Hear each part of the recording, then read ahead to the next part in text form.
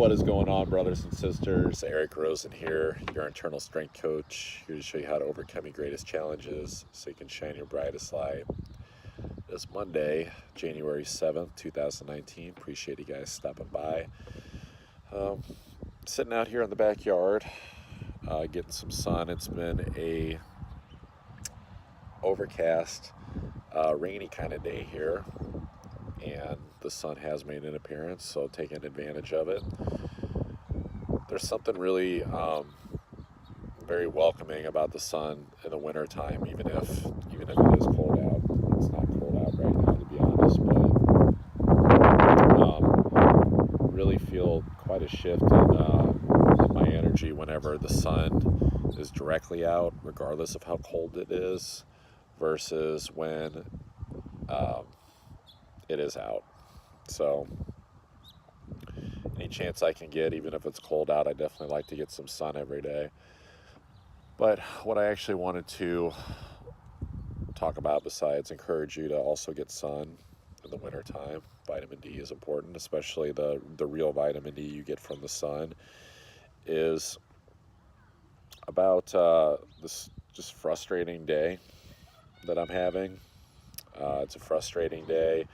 I think it's frustrating in the sense of there has been a lot of contrast just in terms of, having some really good days prior to today. And today has been a really kind of like heavy mental, I don't want to say heavy mental, but a lot of mentally trying to process things and not understanding everything. And really that's part of the issue. Is the days that preceded that have been really awesome because I've been going more by intuition, more by feeling and an inner knowing, and spent most of my day in this frustrating mode. And so what I had to stop and do to remind myself, and that we all have to remind ourselves over and over again, is when things are getting tough and feeling forced and agitated and rushed, the common choice seems to be to want to push harder, to push through it, just really get down and keep pushing. But moving forward and pushing energy is good, but when it's backed by an irritation and a dissatisfaction with the feeling that you're getting from moving forward, that's when it becomes an issue. And that's when it's a good time to back off, to just kind of drop everything, drop all the thoughts, drop all the worries for the day, and just basically consciously just say to yourself, I surrender to just being myself, to just being, because until you make that conscious choice to step out of that agitated energy, the momentum's just going to keep carrying you in that same direction. So noticing how bad it makes you feel is just only part of it. You literally have to make that choice, and making that choice forces you to stop what you're doing, take a moment, take a few deep breaths, and just say, whatever it is that I'm stressing over is basically a microcosm of what's going on, in your life, let alone in the universe, that we're all a part of. So just something to keep reminding yourself on. I'm not sure what everyone else's experience is. I haven't really talked about this too much in terms of the time of the day when this sets in. But what I've noticed is that most consistently it seems to set in around the afternoon and early evening time. And I think what it is kind of the pressure that we put on ourselves in terms of time of, this is me anyway, maybe everyone else just likes to clock out, but when I see that it's like 3 o'clock or something like that, and I judge myself for how much work I've accomplished that day, even if I, have been working the whole day. Um, and then, more towards the evening, that is really a time where it's good to sit back and reflect on your day, about how you felt about it, about processing things, processing information, putting it all together, processing your feelings. And again, wanting to have a certain vision of how the day should have went or how I should have felt. It can either leave me or you feeling either satisfied or dissatisfied, or just kind of meh. So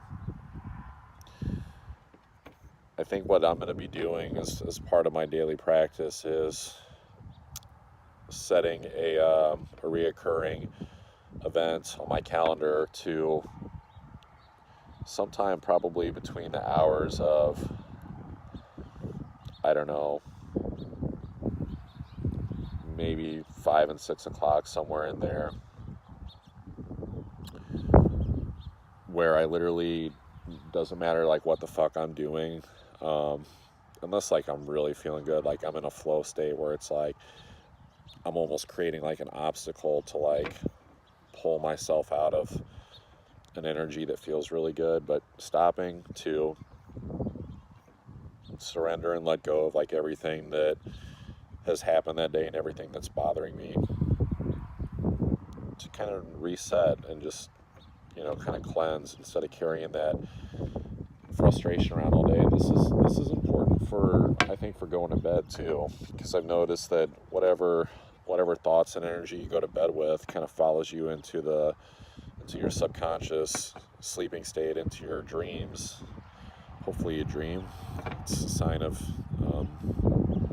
pretty good health. But letting the day go, consciously letting the day go and saying, doesn't matter what happened today, treating every experience as a blessing, regardless of what it was, and just letting that stuff go.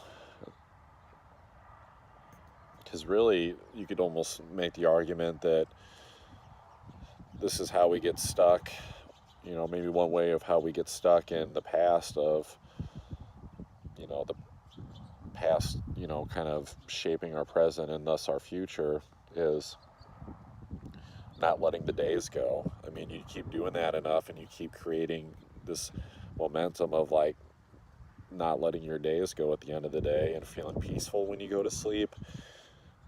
Well, it would seem like it could kind of be a snowball effect, but I don't know. I'm just a guy in his backyard drinking some dandelion root tea. Anything else?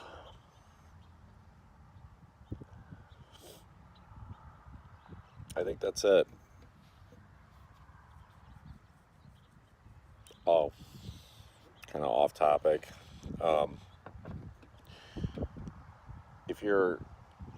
Whenever you're outside and you hear the birds chirping, pay attention to that, because there's something very, very soothing about it. There's a spiritual belief that the birds chirping is actually the voices of angels.